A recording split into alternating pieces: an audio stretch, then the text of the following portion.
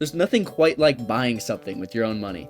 Going to the store, pulling out your money, and saying, gimme. For me, the first ever big purchase I made without convincing the shareholders was my 3DS, but I didn't do it totally alone. I was 10 years old or so the only money I could really save was from birthdays and Christmases. But I had a brother, so we split the cost 50-50. We had to agree on just one game to get us started, so we chose Tomodachi Life. Yeah, in a world of Mario 3D Land, Mario Kart, or I guess Steel Diver, we chose Tomodachi Life. But honestly, it might have been the best choice of our young lives. For those who don't know, Tomodachi Life was a wacky little simulator game where you could put your own Miis in of friends, family, celebrities, or whoever, and give them their own personality and voices. My god, the voices. I want you. Anyway, your Miis live on this island with all sorts of fun stuff. Let's see, they can go shopping, go to fun places like the amusement park, have concerts, go on dates, fall in love, get married, have children, lose feelings, go through a messy divorce, contemplate the point of it all, lose their relationship with the kids they barely see anymore, have their kids start to resent them, wonder if it's better to have this pain, or if life would have been better if none of this even ever happened, or, go to space. Space is cool. Honestly, it sounds pretty basic, but this all provides countless hours of fun. And it had a lot of fun times just watching their lives and having them ask you for advice and gifts. It was like an upgrade from games like Nintendogs, where the pets were silent and required constant care. Here, the Miis could talk, form relationships, and give you something back as more of a digital companion than a pet. The attention to detail in the game is one of my favorite parts too. The weird photos used as props and food are just a unique touch that make it feel more fun to look at than a 3D model. The amount of outfits and room decorations for your Miis is absurdly unnecessary, but appreciated. You can tell the devs were free to make it how they wanted, so the love they put in comes through uninterrupted in the final game.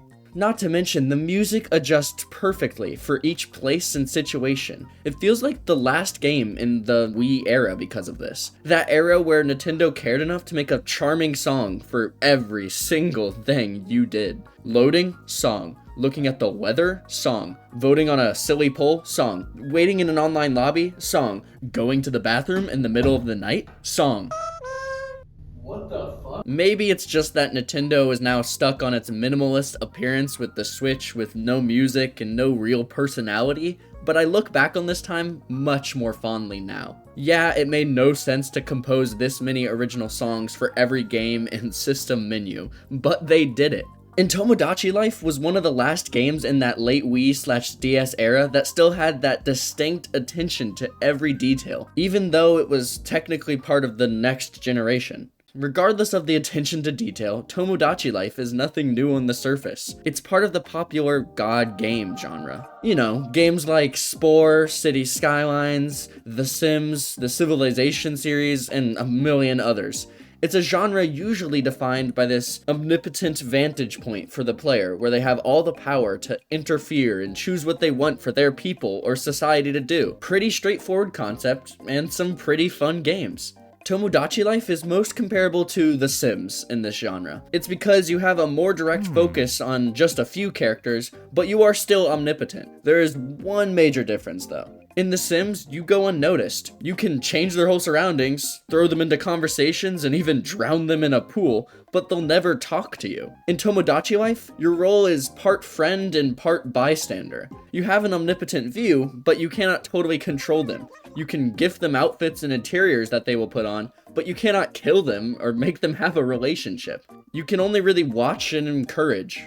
It's still a god game because of your perspective and major influence on their life, but you are kind of a helpless god at the end of the day, just watching and waiting for something to happen. You are more of a friend than a ruler to them. That's not a bad thing. It's supposed to be a hands-off approach to a genre all about control. Now I will say, for being a video game, you don't do a whole lot of playing though, but that's also not a bad thing. The Miis treat you as a friend and a confidant, but it's not in that weird parasocial way. The game maintains that boundary by having items and obvious game elements. It is just this wacky, funny game where you get to watch the ant farm and only get to mix things up a little bit. It doesn't have that competitive and skill-based gameplay that seems to be almost everywhere for mainstream games today. Again, you barely play any of it.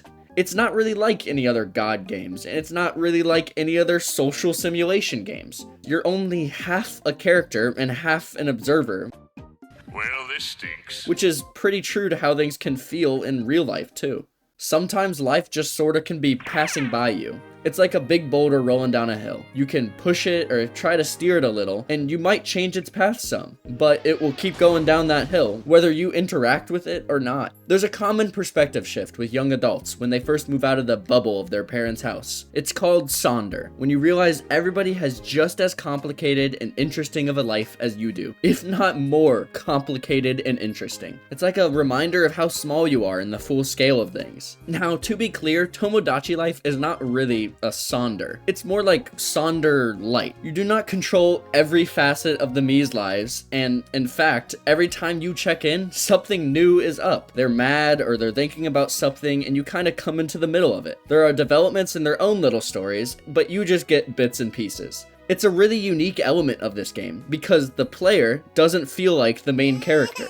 No matter how much of the all-seeing sky deity you are, you cannot possibly see it all. You kinda just get this view from the window and watch them grow up.